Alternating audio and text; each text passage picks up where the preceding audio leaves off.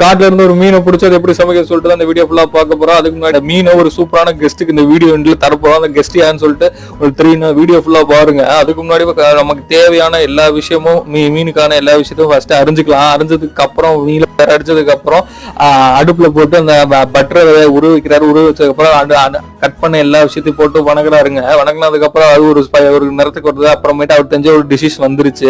அதுக்கப்புறம் கட் பண்ண மீன் அதோட வச்சு உள்ள ஸ்டஃப் பண்ணிடுறாரு. ஸ்டஃப் பண்ணதுக்கு அப்புறம் அவருக்கு தேவையான தெரிஞ்ச ரெசிபியான எல்லாத்தையும் போட்டு அந்த மீன்ல சில்வர் பேப்பர்ல போட்டு உள்ள வச்சிடறாருங்க. அதுக்கப்புறம் மண்ணை தோன்றதுக்கு அப்புறம் அந்த மண்ணை தோண்டி அந்த சில்வர் பேப்பர்ல ஒரு குழியுமே தோன்றாரு. அந்த தோண்டினதுக்கு அப்புறம் அந்த மண்ணு மேல அப்புறம் சில்வர் பேப்பர்ல அது ஒரு ஷேப்பாக்கு வந்துடுது.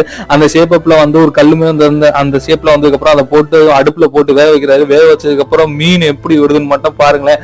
அப்படியே பார்க்கும்போது பாத்தீங்கன்னா எவ்வளவு சூப்பரா இருக்கு. அதை அப்படியே சாப்பிடுற அந்த கெஸ்ட் யாருன்னு பாத்தீங்கன்னா நம்ம தலைவர் தான்.